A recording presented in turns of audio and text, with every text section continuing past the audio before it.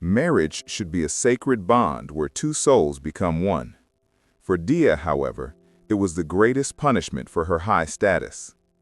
As the only daughter of a well-known city industrialist, Mr. Harrison, she saw herself as a queen.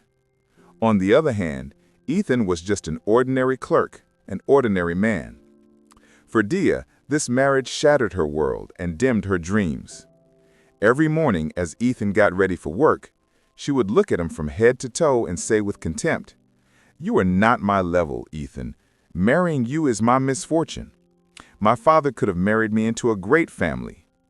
Her words pierced Ethan's heart like a sharp arrow. Yet he listened to everything with a gentle smile. One day, Dia invited her college friends to their house. When they arrived, Dia did not miss the opportunity to belittle Ethan in the living room. In front of her friends, she said mockingly, "Look, this is my husband, just an ordinary clerk. You should just imagine my misfortune of having to live with a man like this." Ethan calmly served them tea with a smile. The humility on his face angered Dia even more. "Aren't you ashamed, Ethan? If I am embarrassed in front of my friends, it is only because of you," she said privately. Ethan looked at her and said only, "If my presence bothers you, I can stay away." This modesty and kindness drove her mad. "How stupid are you? Don't you have any sense at all? What sin did I commit in my past life to have such a disaster in my life?" she said for her friends to hear. This incident showed how deep Dia's arrogance was. Ethan endured it all. Often, even the domestic staff wondered how a wife could belittle her husband so much. But Ethan's face remained calm. Though there was shame in his eyes, there was no anger or hatred. As Ethan stood silently listening to Dia's arrogant words, his mind traveled back many years. Back then, there were no big buildings or luxuries like today. Ethan's father, Mr. Peterson, and Mr. Harrison were close friends. They were two young men who came to the city with dreams from a struggling village. While washing dishes in hotels and doing daily wage work, their friendship grew stronger. "One day we will start our own company," they had dreamed. They took every step together to make that dream a reality. Years passed. Mr. Peterson's and Mr. Harrison's hard work paid off. Their venture, which started in a small factory, slowly grew. Their friendship grew as the company did. But fate had another path for them. The company fell into a major financial crisis, starting to sink like a ship caught in the open sea. Mr. Harrison was devastated. He had invested all his assets in the company. In a state of total loss, he even thought of suicide. But Mr. Peterson did not abandon him. He sold his own house and all his savings to save the company from debt. "Harrison, we started together. We will end together. Money comes and goes, but our friendship will remain just the same." Mr. Peterson's words pierced Mr. Harrison's heart. Meanwhile, Mr. Peterson contracted a disease, and doctors said he would not live long.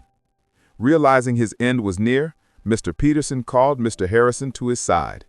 With tears, he told him, "My son Ethan is now yours. My dreams will live in him. He is the true heir of this company." Mr. Harrison silently bowed his head. Then Mr. Peterson made one more condition. "Do not tell Ethan who he really is. Let him live as an ordinary man. Only when your daughter Dia's arrogance has completely disappeared, then you can reveal Ethan's true identity." Mr. Harrison was shocked to hear these words, but he kept his promise.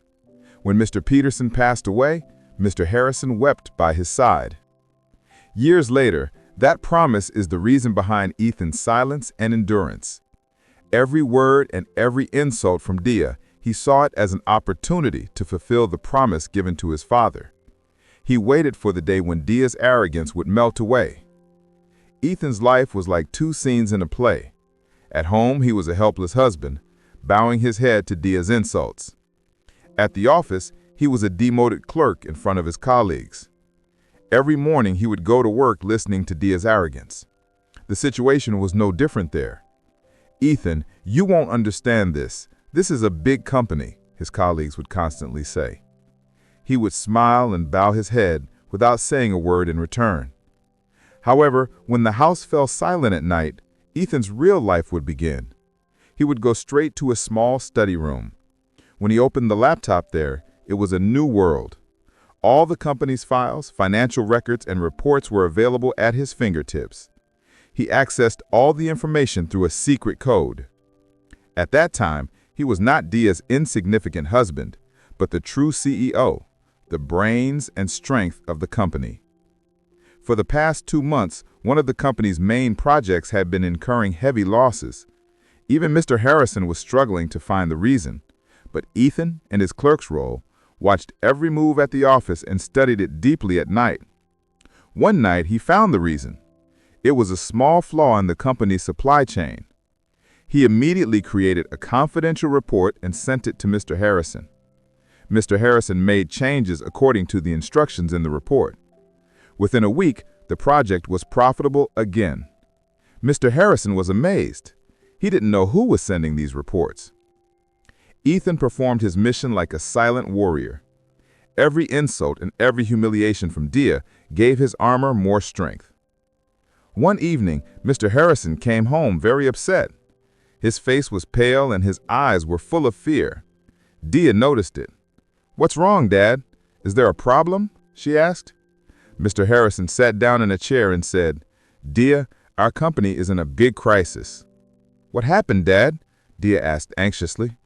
"The city's biggest business magnate, Mr. Blackwood, has decided to take over our company." Dia's face turned pale. She knew the news about Mr. Blackwood. He was a cruel businessman who didn't spare anyone.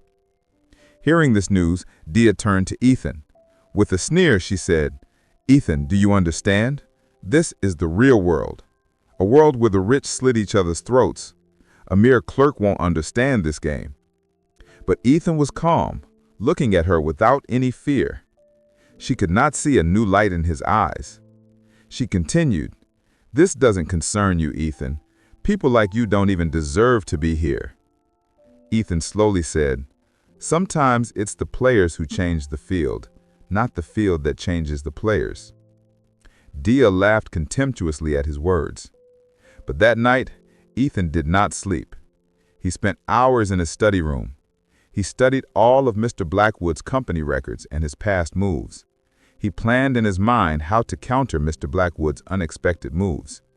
He understood that this was not just a business war, but also a fight for his father's dream, a promise to Mr. Harrison, and an answer to Dia's arrogance. "Wait a little longer, Dia," he whispered, looking at the stars from the balcony. "The game is about to begin." Days passed. Mr. Blackwood announced the date of the auction to take over the company. Mr. Harrison was scared. He realized he was on the verge of defeat. Dia, on the other hand, believed that her father was losing because of Ethan's incompetence.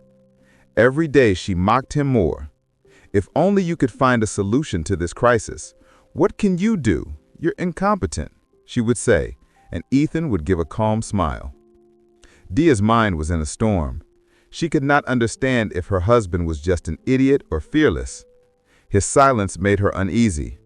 Normally, a man would not tolerate so many insults, but Ethan would just smile and bow his head without saying anything. His silence felt like a strength to her. On those nights, she thought without sleeping, "Why is this man like this? Is his mind as deep as an ocean or as empty as a vessel?" At the same time, after sleepless nights, Ethan completed his plan. A week before the auction, he secretly made some changes to the company's financial records. This was to confuse Mr. Blackwood. To make him believe that he was an ordinary man, he secretly sent many letters to Mr. Blackwood's office.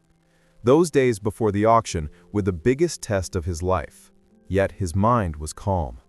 "Now let time decide," he said to himself. "Everything will come out at the right time." The day arrived. Mr. Harrison, Dia, and Ethan arrived at the auction hall. The hall was crowded. The city's biggest businessmen, prominent families, and media reporters, everyone was there. As the auction began, Mr. Harrison's face was filled with fear and anxiety. Dia, on the other hand, still found time to mock Ethan. "Look, Ethan, this is the real game. Billions of dollars are talking here. You don't even deserve to stand here." Ethan looked at her and smiled. There was an answer in that smile, but Daya didn't see it. The announcer started the auction. The first bid was $10 million. In seconds, it reached $50 million. Mr. Harrison's face went pale. When his opponent, Mr. Blackwood, bid $100 million, the hall went silent. Mr. Harrison raised his trembling hands and bid $150 million. Mr. Blackwood laughed and bid $200 million. Mr. Harrison's hopes faded. He bowed his head. He knew there was nothing more he could do. Suddenly, a voice echoed in the hall. $500 million! The whole hall went silent. Everyone's eyes turned to the direction of the voice. Media cameras focused on that direction. It was Ethan, Daya's husband. His simple clothes, his calm face. Ethan got up from his chair and stood. Daya looked at him in shock. "Are you crazy, Ethan? Do you know how much $500 million is? How could you bid this? You have nothing." Daya's words trembled. Mr. Harrison could not believe it. He stared at Ethan. Everyone was stunned to hear that huge bid. This unexpected move panicked even Mr. Blackwood. "The bid is confirmed," the announcer shouted. $500 million. The bid is finalized." The other industrialists backed down. The real game had just begun. $500 million. That amount bid by Ethan echoed in the hall like a bomb. Daya's breath stopped. Mr. Harrison's eyes widened. Mr. Blackwood stared at Ethan, panicked. "Who is this man? How could he make such a huge bid?" Mr. Blackwood asked his colleagues, but they had no answer either. Ethan calmly took a glass of water and drank it. After a sip, he slowly walked to the microphone. His every move was full of confidence. The media cameras captured his every movement. "You might all know me as a simple clerk, Daya's incapable husband," Ethan said with a smile. "But there is a truth that no one knows." Ethan's words echoed in the hall. Everyone's eyes were on him. "I am not an ordinary man. I am the true owner of this company." It was a revelation, a bomb that exploded in the hall. People got up from their chairs. Whispers rose in waves.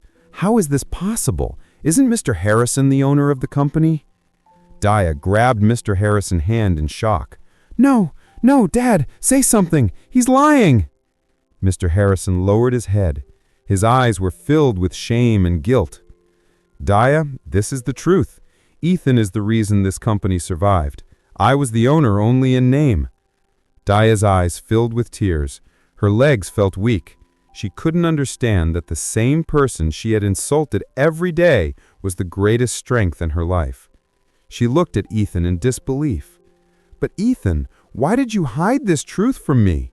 Why did you make me believe you were a regular employee?" she asked tremblingly. Ethan looked at her calmly. "Because this marriage was at your father's request. I promised him I would not reveal my true identity until you came to realize it on your own. I endured all your harsh words, all your insults, because you were the daughter of my father's friend. I wanted to repay that friendship." Mr. Harrison's eyes filled with tears. He held Ethan's hand and said, "Son, I have done you an injustice. Today I admit you have not only saved my company, but also my honor." Daya trembled and stepped back. All her arrogance, all her pride was gone in an instant. She stood there like a shattered statue. Daya's eyes filled with remorse. Not a single sound came from her mouth. She thought, the same person I insulted day and night is truly the greatest. Mr. Harrison looked at her daughter and said, "Daya, do you understand now? A person's value is not determined by their clothes or their looks, but by their actions and their heart. Ethan, whom you always thought was small, is the greatest today." Daya got up from the chair with a tremble. Tears flowed continuously from her eyes. She slowly walked to Ethan. Media cameras turned to her. Everyone thought there would be a big problem. But Daya tremblingly held Ethan's hand. Her voice faltered.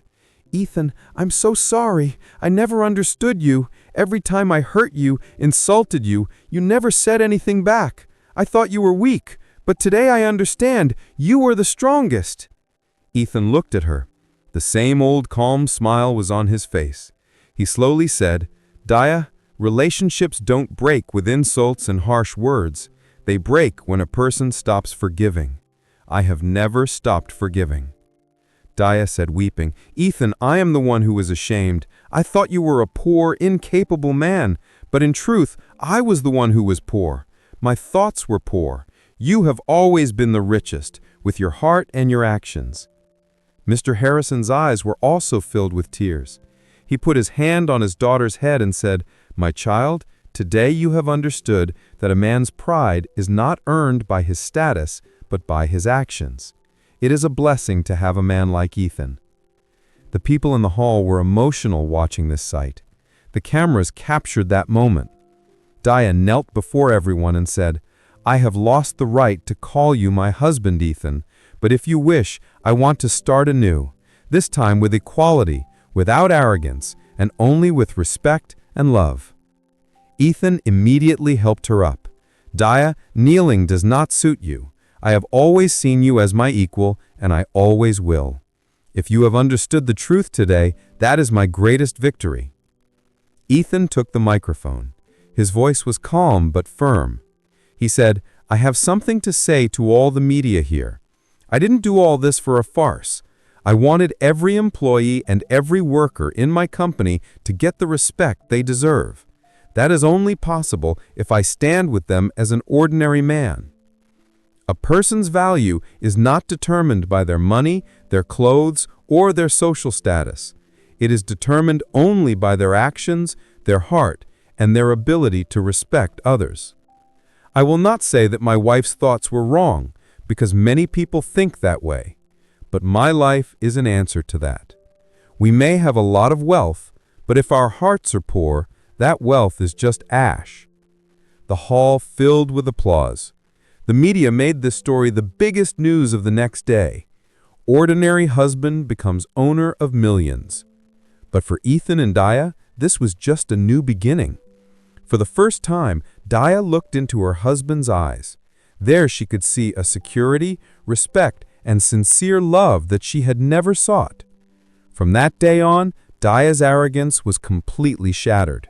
Her mind was filled with gratitude and love.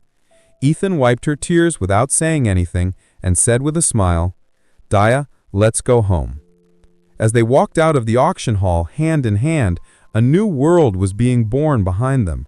Their relationship had now entered a new chapter. It was a story of how the love and forgiveness of a silent warrior changed the mind of an arrogant person.